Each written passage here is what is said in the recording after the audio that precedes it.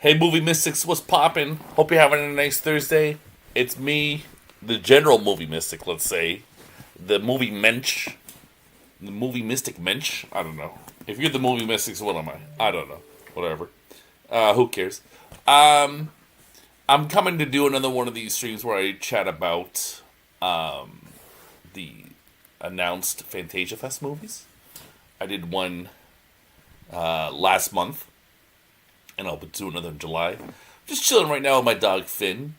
He's a good boy. Hey Finn. Nah, he's just taking a nap. Don't want to bug him too much. Sorry Finn, I wanted to disturb you. I gotta talk to these people about Fantasia Fest movies. So okay. I'm gonna be reading, chatting with you, just going through announced stuff, and then I'll read it and I'll react to it. I've already skimmed through these movies, but I did not go in depth at all. So yeah, fair warning. So Fantasia's 27th edition to open with Pascal Plante's Red Rooms. All right. So multiple world premiere discoveries, Continental Bows of Vincent Must Die, Restore Point, and Insomniacs After School. New works from Junta Yamaguchi, Yuval Adler, Zach Clark, Nuhash Huhaman, and Oliver Gooden. The Canadian premiere of the acclaimed instant classic horror film Talk to Me. National launches of top-tier circuit hits. And a special all-star book launch event are among the announced highlights. Well, that's a lot to chew on. Hopefully they left something for the third wave. So, this was just announced today, like an hour or two ago. The Fantasia International Film Festival will be celebrating its 27th edition with a large and varied program of screenings, workshops, and launch events running from July 20th through August 9th, 2023, taking place at the Concordia Hall Cinema with additional screens at the Cinémathèque Québécoise and Cinéma de Musée. If you are going to Fantasia, you really don't want to sleep on Cinéma de Musée. It is quite a beautiful place. I did the Amanda Kramer double bill last year, and one of those movies is available on VinegarSyndrome.com, not through Vinegar Syndrome, but I think Altered Innocence, and I forget the name of the movie. It wasn't Give Me Pity. That was the one I really liked. It was like her Greaser 50s movie, and that was cool too. But yeah, consider scooping that up. I have not been to Cinémathèque Québécoise. I'm quite certain of it.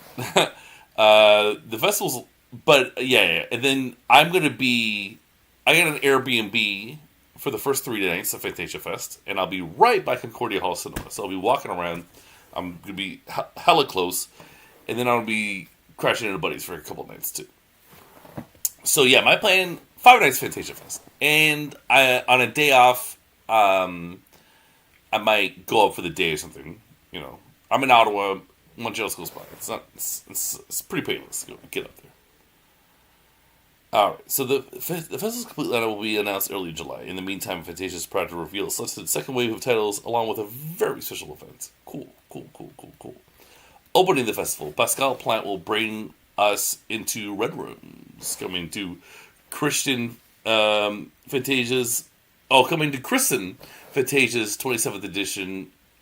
Days after its Karlov Very competition debut, Red Rooms is the haunting third feature from celebrated Quebec filmmaker Pascal Plante. Ah, cool.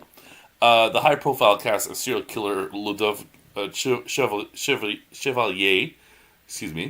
has just gone to trial, and Kellyanne is obsessed. When reality blurs with her morbid fantasies, she goes down a dark path to seek the final piece of the case's puzzle. Opening film North American premiere. Sick, man. That sounds pretty badass. It's cool that we start with something Quebec made to kick things off in Quebec. Makes sense to me. And then, yes, I saw this. Very exciting. Nicolas Cage, Joel Kinnaman, Yuval Adler. Sympathy for the Devil. It's a great picture of Mr. Nick Cage. I don't know if some of you probably don't know this, but I talked to Nicolas Cage. I filmed it on the red carpets at the Toronto International Film Festival for his movie Butcher's Crossing, which was an Instagram story back in September 2022, but never made it to YouTube. I am withholding posting it simply because I wanted Butcher's Crossing to be released. However, it's taking quite a long time, and I might drop it this month because, come on, man. It's been nearly a year, and I'm sitting on a freaking Nick Cage clip. This is ridiculous. Anyways, award-winning director Yuval Adler, who did Bethlehem, reunites with Joel Kinnaman following 2020's The Secrets We Keep, and brings Nicolas Cage on board to deliver one of the most intense performances of his career. Oh my god, who can handle that? In Sympathy for the Devil. After being forced to drive a mysterious passenger at gunpoint, a man finds himself in a high-stakes game of cat and mouse where nothing is as it seems. Sounds like that movie Collateral. This riveting crime thriller will leave you breathless. Okay. Sounds cool. I mean, how could it not be? 2023 scariest film is coming to haunt Canada. Talk to me. I will say that. Talk to me. When a group of friends discover how to conjure spirits using an embalmed hand, they become hooked on the thrill until one of them goes too far and unleashes terrifying supernatural forces. An astonishing feature debut from Australian filmmakers Danny and Michael Philippou. Talk to Me is an exhilarating roller coaster that balances imaginative scares with emotionally nuanced characters and ingeniously original concepts. It became an instant classic in the moment of its lauded Sundance premiere, and Fantasia couldn't be prouder to host the film's national debut.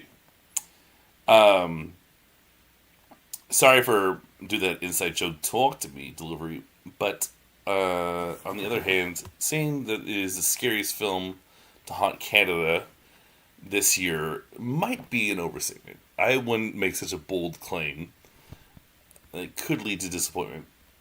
Anyways, whoever wrote that, that's my note. But still sounds cool. A tense Ukrainian screen life thriller shot against the Russian invasion will compel you to stay online. Oh my god. Now we're getting real topical. An urgent Ukrainian screen life film that will have your heart in your throat, shot against the actual Russian invasion. Stay Online is a gripping feature debut from Eva Strelnikova. Kada, a volunteer from Kiev or Kyiv, whatever you please, fighting against the invasion of Ukraine, uses a laptop donated to the resistance and comes into contact with the young son of the computer's original owner, who is desperately in search of his missing parents. Her attempts to help the child will see her risk all she holds dear. Being the festival where screen life storytelling was first introduced to audiences with Unfriended in 2014. Okay, Fantasia is especially proud to world premiering this landmark film, an intimately human thriller about war made in war. It's rather intense. So it sounds like that movie Profile, the Timur Bakulov. I can't say it. I don't remember how to say his name. That was a movie that played at Fantasia. The whole movie was just online, and it had to do with going undercover to see what the ISIS war bride recruiting situation, how it was constructed, and I thought that was a very cool movie, and it sounds kind of similar, I think. Because Unfriended was one of those just like computer screen movies, so it sounds like this is what we're getting here, but with the Russian-Ukraine conflict. It's also the 2018 one came at a time. The Profile came at a time where ISIS wasn't really a major threat, and this is quite hot, so it is a little different. I hope it doesn't choke on it being so topical. Or, I mean, I'm starting to be like worst case scenario. I'm hoping it's really cool. It sounds cool. I'm just not sure if enough time has passed. Maybe in a year or two, it would make more sense to make that movie. Whatever. What do I know? Noir meets nostalgia in anime, steampunk, adventure, Kura Yuka Appa. Okay. Equal parts crazy cartoon caper, shadowy film noir, nostalgic escapade, and steampunk fantasy. This movie is a retro-flavored anime reimagining of the freewheeling Taisho era, Japan's equivalent of the Roaring 20s. It's the long-awaited personal project of Shigeru Shigeyoshi Sukahara, whose resume includes stage design for adventurous pop rock superstars Sika no Owari. Preceded by a pair of rare short films by Sukahara, Fantasia's world premiere of this movie is a chance to discover a distinctive emerging talent in the anime field. All right, yeah, they play Japan animations at Fantasia. The Becomers is a body swapping romance for the ages.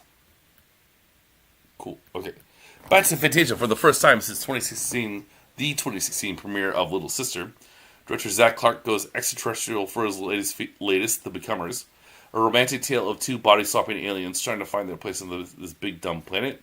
The Becomers combines lo-fi aesthetics with Clark's signature sharp sardonic comic talents. An off-kilter dark comedy navigating the strange and often off-putting contemporary American landscape at its heart, The Becomer stands out as one of the great love stories of our age. Sounds nifty. Don't have much more to say other than that. Does Rami know all your secrets? In Rami, AI takes control when a young woman hides out in a state-of-the-art smart home while evading the law.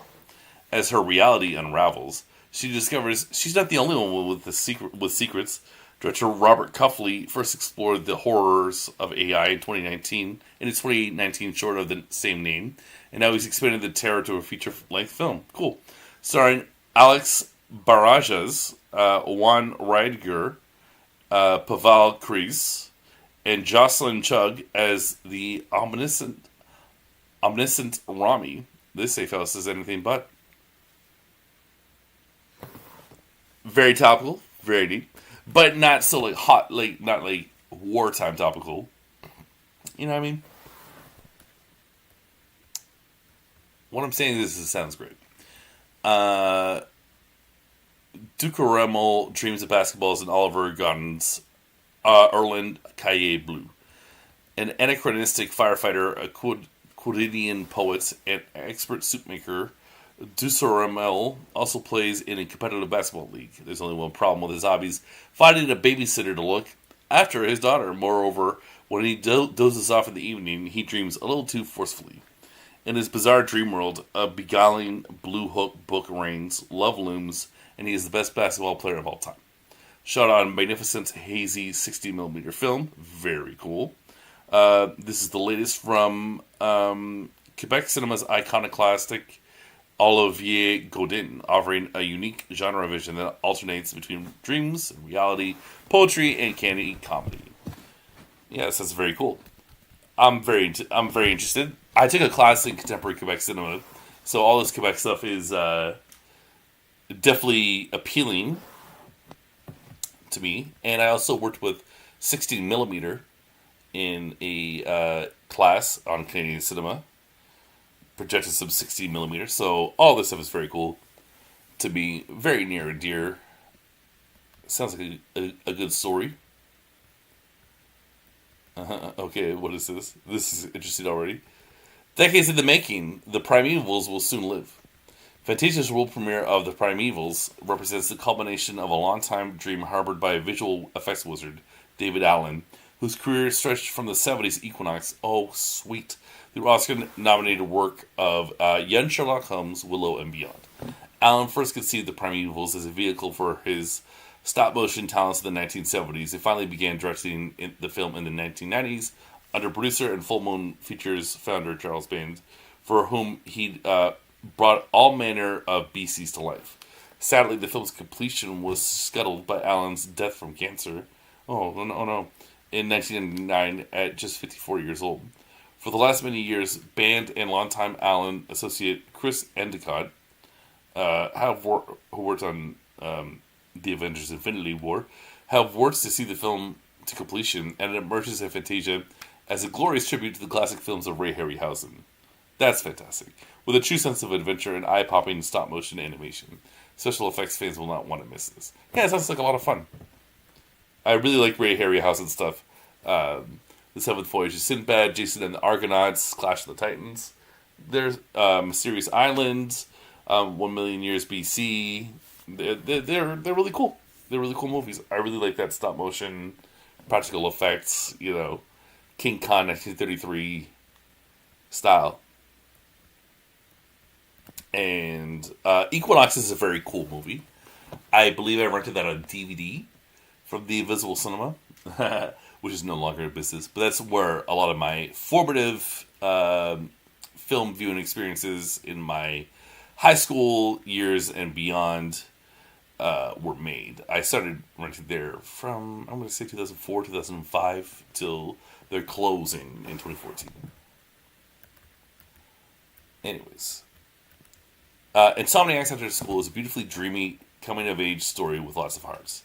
Nakimi, an introverted young loner, takes refuge in the largely abandoned observatory at Kyo High School, where he meets Magari, an enigmatic and spontaneous student. Both suffering from chronic insomnia, they decide to revive the school's astronomy club. Insomniacs After School, a magnificent adaptation of Makoto Ojiro's popular manga, masterfully directed by filmmaker Shihiro Ikeda, is a gentle immersion into the Japanese school life of a pair of endearing misfits. The luminous, moving story, portrayed with aplomb by two extremely talented actors, will stay with you long after viewing this exquisitely delicate work. Cool.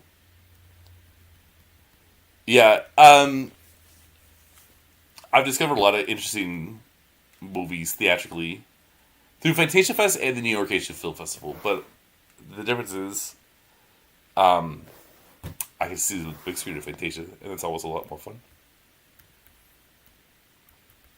Life falls into chaos, and Vincent must die. Random strangers have suddenly started attacking the otherwise unremarkable Vincent with murderous intent. As things spiral violently out of control, he is forced to flee and change his life completely. Coming to Fantasia, hot off its acclaimed Cannes Critics Week debut, Stefan Castan's phenomenal Vincent Must Die is a high-energy kaleidoscope of genres, at once a horror, comedy, romance, fantasy, and thriller, all working together. This is a thoughtful, pure cinema experience to be savored and reckoned with.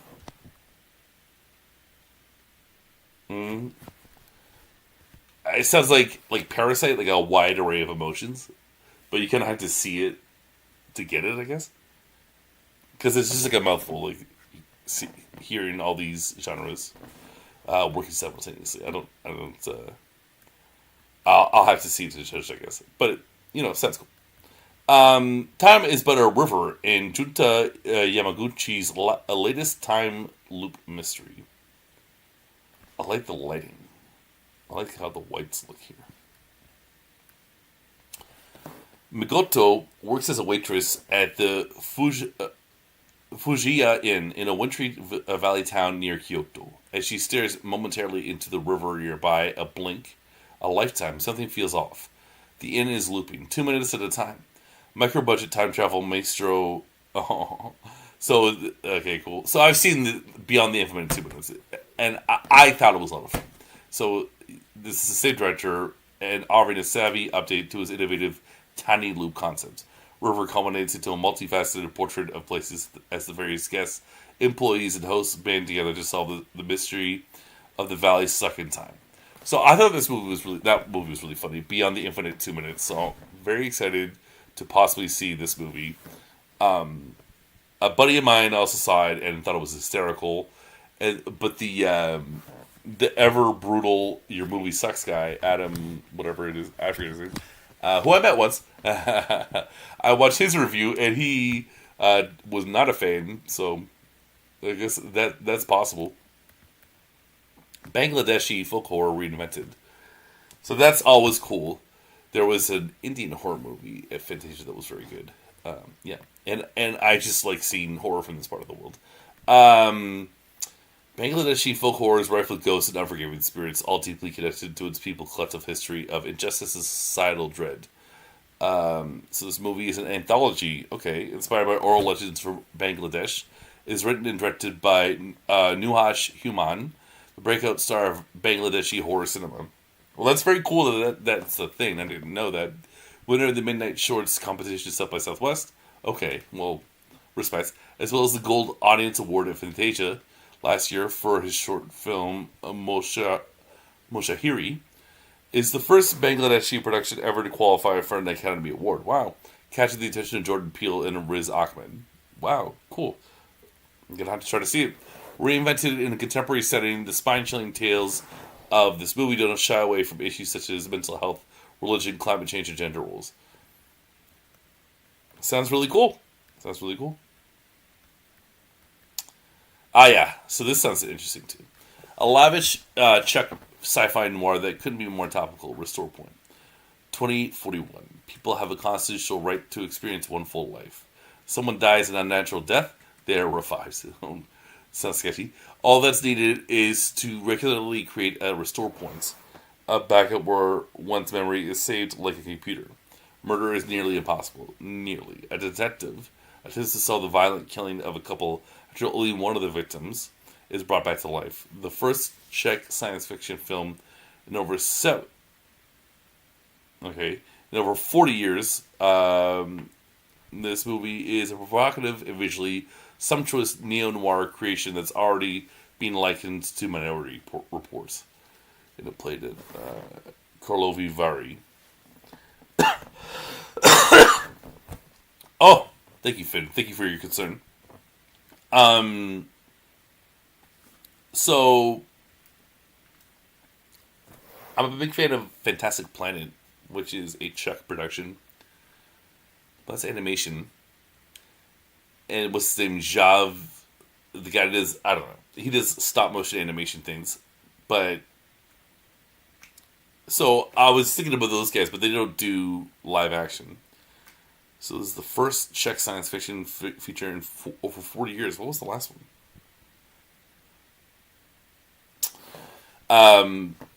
And yeah, I interviewed a young lady from the Czech Republic who had a, Czech-style animated movie that played at South by Southwest. I don't remember when that was. It was years ago. It was maybe 2 years ago, maybe 3 years ago. I don't remember. But that's cool. I do like these sort of things. So I don't know I've never been to the Czech Republic, so I don't know what's going on there. But I like their fantasy stuff, I guess. Okay, so what is this? Instant celebrity becomes a golden prison in the creative murder musical fairy tale killing romance. A disgraced star and her bumbling student neighbor, who could talk to animals, decided to do away with her awful husband. Okay, but the best laid plans of the unlikely duo are dubious at best. Director Lee Won-suk, who won an audience award at Fantasia 2013 for How to Use Guys with Secret Tips, delivers his best feature to date with this madcap musical comedy. Imaginative, hilarious, and visually sumptuous, the film conjures up superb tableaus that borrow as much from comic strips as from Hollywood classics. So this is a South Korean movie. You got an actor from Parasite. So does that ensure a high level of quality? Extreme Job. I might have seen that. I forget. Sounds interesting. I like that. What is it? Borrows as much from comic strips as from Hollywood classics. Be original. That's kind of neat. T-Blockers proves why you don't mess with queer filmmakers. Alright. Whoa. Though just 18 years old, Alice May McKay is a fearless heir to the queer horror canon. T-Blockers, her third feature, is an unapologetically trans homage to an invasion of the body snatchers, brimming with youthful energy and a punk attitude. Equal parts gross-out comic horror and heartwarming coming of age. T-Blockers is a young trans filmmaker obsessed with thought-to-be long-lost film and the spread of violent, infectious parasite. McKay channels Greg Araki and John Waters in this playful and defiant sci-fi horror. Very cool. Okay. Invasion of the Body Snatchers is cool. I saw... It's kind of weird in the order. I think there are like 4 or 5 versions. I've seen 3. I saw the one that Abel Ferreira did first. Shout out to Abel Ferreira. Interviewed by me on this YouTube channel. That was last week's upload. Or one of them. And so I saw his 90s version, which is sort of a metaphor for crack. And then I saw the Don Siegel version, which is apparently about communism, right? For the 50s. And then I saw the one that Donald Pleasance leads in the 70s. which was cool. Pretty weird. And so, if this is some,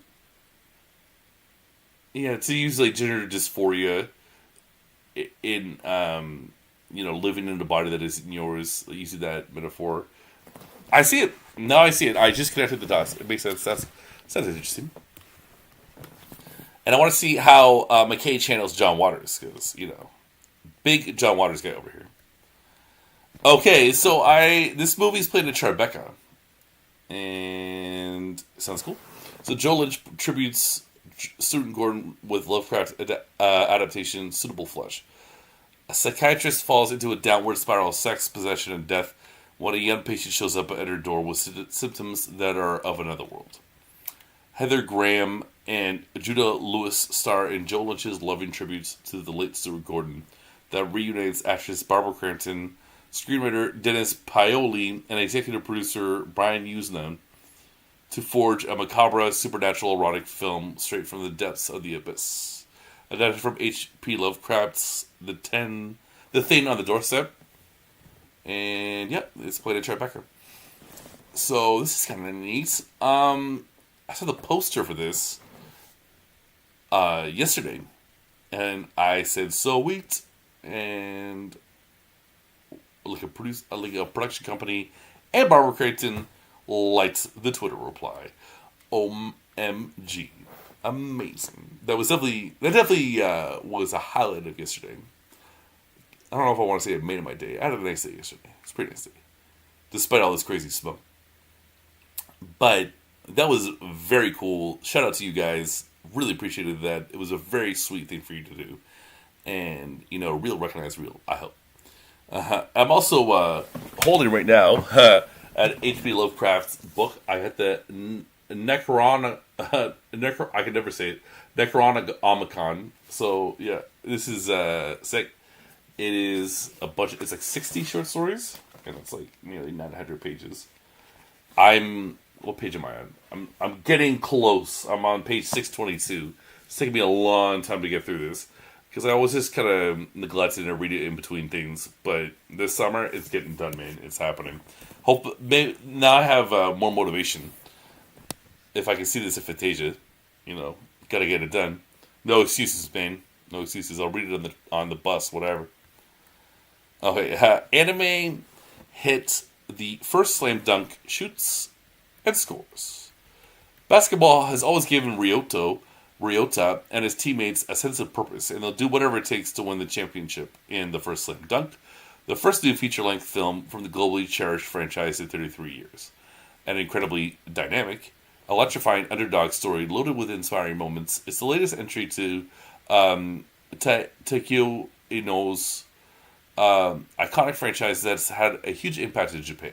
Written and directed by Inyo himself, making his directorial debut, his love for basketball is evident from start to finish through the study mix of CG and hand-drawn animation. I do like that shot. I think that's pretty cool art. I think it's cool. The first slam dunk not only made history at the Japanese box office as one of the top 10 highest-grossing anime films of all time. Damn, man. That's saying a lot. But also won the Japan Academy Film Prize for Animation of the Year. Very neat. Additional second wave titles. Okay. Hashtag manhole. Successful salesman Shunsuke falls into a concrete manhole with no way out in his clever, gory nail biter. A tale with more twists than a corkscrew factory and an elegant balance of black humor, social satire, and nerve-wracking tension. And I played at the Berlin Alley. I think I might have seen this picture before, or other ones for this movie, because of my interest in the Berlin Alley. As long as we both shall live, from Japan. Set in a fantastical version of the 19th century Japan, this romantic epic follows a tortured young woman who, after being married off to a ruthless military commander, still hopes for a better future. Adapted from a popular light novel series by Akumi Akitoki. Well, it's nice artwork. Hopefully it's cool. Deep Sea. It's Chinese. The ocean depths are alive with dreams and nightmares in the emotionally courageous fantasy from director Tian Xiaopian, who did a Monkey King movie. Cool. Uses a cutting edge digital particle animation technique to emulate traditional ink wash painting. That's very neat.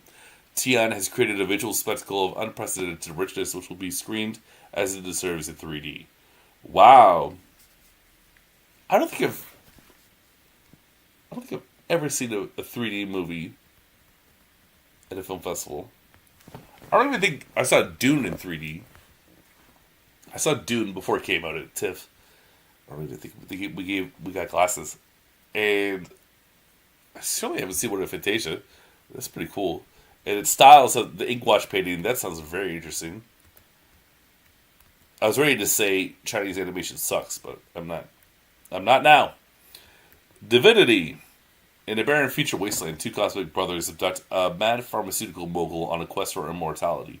A face-meltingly stylized sci-fi mind trip produced by Steven Soderbergh. Damn. Sorry, Scott Bakula, Stephen Dorff, and Bella Thorne.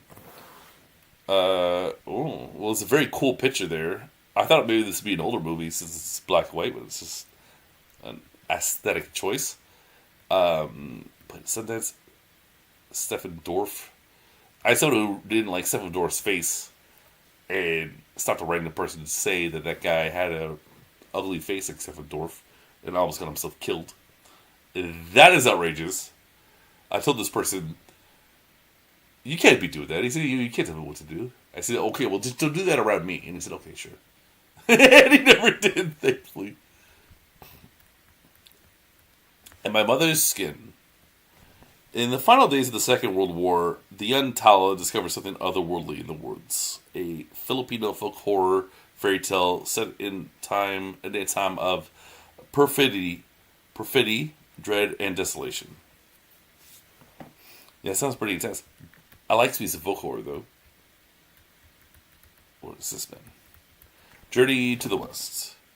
Tang Zuzhen, the middle-aged down-and-out editor-in-chief of a science fiction magazine, embarks on a final journey to find aliens, a workplace mockumentary tour de force. Alright then. Who's this guy? Late Night with the Devil. A career-best performance by David Dasmalchian headlines the innovative and nightmarish horror treat in which a live television broadcast in 1977 goes horribly wrong, unleashing evil into the nation's living room. Accurately hailed by Stephen King as absolutely brilliant. It plays South by Southwest. Okay. It's Australian. That looks very familiar. I think I saw the Stephen King tweet about this back in March during South by Southwest. Okay, then. Mad Fate from Hong Kong, which is China. A demented fortune teller and born psychopath try to beat fate and solve a murder in this madcap supernatural neo-noir produced by Johnny To's Milkway Image. Opening film Hong Kong International Film Festival. Open official selection Berlin Alley 2023. I like to use Johnny To inconsistently, but I do like him, so maybe this is cool. Mamiwara. An ancient water deity reigns over progress and power in this stunning expressionistic African saga. Special jury prize World Cinema Dramatic Competition. I wonder if my buddy, Professor Abubakar Sonogo, has seen this. Because I just saw him on TV last night in a documentary you should all check out. And it is called Film, The Living Record of Our Memory. And Abubakar is, really knows a lot about African cinema. He's like one of the world leading experts, I would say. And what we got here? Marry My Dead Body from Taiwan. Which, is this still China? Is it that? Hong Kong and Taiwan are China. Is it that international law? Anyways. Ghost stories, gangsters, and gay pride collided in the three-way of supernatural goosebumps, high-octane thrills, and odd couple comedy. I like this. It's kind of fun, huh? Molly and Max in the future. Zosia Mamet and Aristotle Athari charm in this wildly endearing sci-fi romantic comedy about a man and a woman whose orbits repeatedly collide over the course of 12 years, 4 planets, 3 dimensions, and 1 space calls. Sounds like a relationship I had with someone, or have with someone. I'm not going to participate, though, on any of that. Eraserhead is my most spiritual film. Explain. No. My Animal. First pitched at the Frontiers Market in 2019. This is the Cannes Film Festival. This transformative queer horror drama flips the script of Ginger Snaps, giving the slow burn, lycanthropic love story at its core some serious bite. Stars Bobby Salvor Menu and Amanda Stenberg with Stephen McHady, Scott McDonald, and Heidi Von Palesk, topping off Castell's stunning feature debut about young lovers and a cursed family legacy. And a place sentence. Aha! So here comes the thumbnail. Perpetrator, directed by Jennifer Reeder, Kia McCrean, Alicia Silverstone, Christopher Lowell, and Aaron Roach. Starred a poetic and hyper-original genre creation of the kind that only Jennifer Reeder could make. While I do appreciate originality, at its core, it's a horror film inspired by the shared experience of generations of women. And I played it at the Berlinale, as well as Tribeca, which is coming up. Well, it started today. Did it start today? Or yesterday? I think it started yesterday. Yeah, it started on the 7th, and today's the 8th. Madness. I know some people who were behind this and rocked with it at the Berlinale. And also in Tribeca. I don't know when it's played in Tribeca, but it's going down.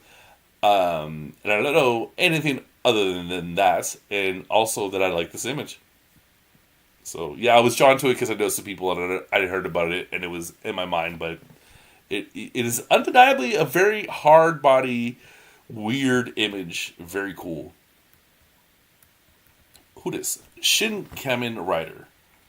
The mass motorcycle riding dark superhero Kamen Rider embarks on a rampage of destruction to stop an evil organization in Hideaki Onno's latest Toku Osatsu reimagining, this time of enormously popular superhero franchise. Special screen. Special technique. With love and a major organ. In a world where our hearts are removable and we're ruled by an app, it's tricky to find authentic love. Annabelle refuses to live via tech and falls for the emotionless George, impulsively ripping her heart out for him and turning her world upside down. This darkly funny fantasy with quirky charm stars Anna Maguire, Love Violation, Hamza Haq, and Veena Sood. And it plays at South by Southwest. Anna Maguire I've interviewed. I have. Very cool lady. Love the lighting here. Oh, sounds very cool. Sounds like sort of a critique on dating apps. Which are very much in need of critique. What is this, man? Looks like a lot to chew on. Special live read book launch event featuring Jay Baruchel, Benson and Moorhead. Oh my God! C. Robert Cargill, Sarah Bolger, Gary Sherman, and more. Haunted Reels. C. Robert Cargill. Well, this is crazy. We are very excited to announce the Started book launch event for Dark Matter presents Haunted Reels, a new genre fiction anthology curated and produced by producer and co-founder of Rustic Films, David Lawson Jr., and published by Dark Matter, Inc. This incredible anthology includes 28 stories that span genre, including science fiction, horror, alternate history, and new weird. That just stuck out to me. New weird. That's very cool. I sort of intuitively grasped it, yeah. And every story is written by a genre filmmaker, many of whom you will recognize. Fantasia will be presenting a live read by the authors in attendance, including Jay Baruchel, C. Robert Cargill, Gary Sherman, Sarah Bolger, the Pierce brothers, Justin Benson, and Aaron Moorhead. So Justin Benson and Aaron Moorhead went to my Airbnb in Toronto, and I interviewed them. But who is this guy? Why is his name so familiar?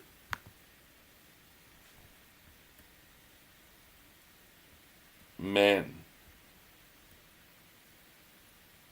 I just don't know. I don't even know. Oh! This guy. This guy. So, I thought I interviewed him. I haven't. I met him at Fantasia. And, yeah, he writes for the movies by him that I have seen are Sinister and... I didn't know he did something in the Jers. What else? And, well, Doctor Strange. But, obviously I should be more hip to him. Oh, and Sinister too. I've seen that. Oh, No Man of God. I've seen that. Good movie. Yeah, sorry, that was bugging me. The name, I just couldn't place it. So this is very cool. The 27th edition of the Fantasia International Film Festival is presented by Videotron in collaboration with Desjardins and is made possible thanks to the financial contributions of the City of Montreal, the Conseil d'Arts de Montreal, the Government of Quebec, Sodec, Telefilm Canada, and Tourism Montreal. Final slate of Fantasia 2023 titles will be announced in early July with ticket sales commencing shortly afterwards. So I feel like we had more titles to chew on than the last stream.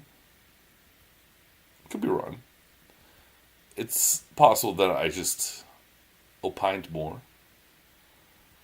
But like the last time, I thought I would go through and highlight some things I'm particularly excited by in this stream. So yeah, this one, the opening film, so that's really cool. Red Rooms. Yeah, definitely this one's Sympathy for the Devil. Then I was curious about this one. Yeah. Sounds really cool. The Quebec movie. This one, The Primevals. Very excited. I'm excited by this. Time is but a river. No, it's just called River. Very excited. This the Bangladeshi folk horror movie. Pets Casa Shaw. Oh yeah, Restore Point. Yep. And oh yep.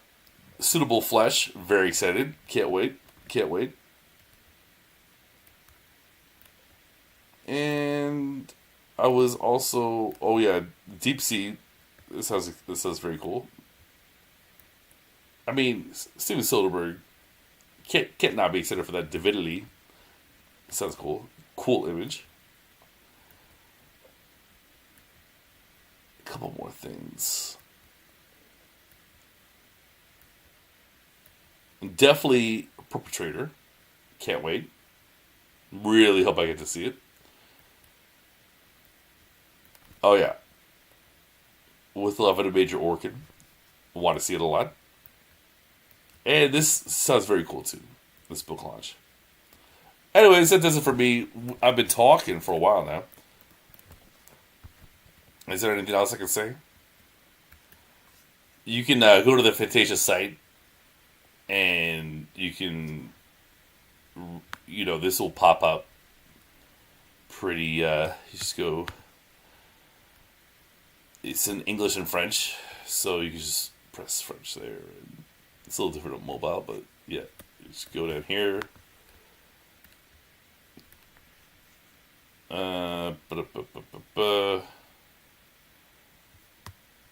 Press this is the first thing you got, basically. Yeah. And this is what I've been through. There is something else that I want to show you at the bottom. I'll hurry this up a little bit. You might also like.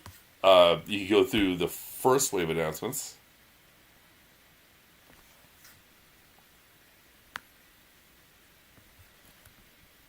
I want to see. Do we think this was longer? This seems to be a little bit shorter. Yeah, still a bunch of stuff here though to check out. Canadian Trailblazer Award for Larry Kans. So we still need to find out who's getting the Lifetime Achievement Award. I don't think this is the same thing. Last year they had the Canadian Trailblazer and the book launch thing all tied up with Kayla Janess. So I think we learned in the first wave announcement last year that John Woo was coming. But they're probably trying to wrap that up, who's getting the Lifetime Achievement Award, and we'll find it out in July. Maybe they're having a hard time with bookings. Or, I don't know. That's just my speculation. I'm really looking forward to finding that out. So, check out my next stream about Fantasia Fest coming in July. And then we'll hear... I'll tweet, I guess, if I get media accreditation. I'll let you know on my Twitter, which is @movie_mystic. And that's about all I have left to say. So thanks so much for your time, guys, and have a nice day.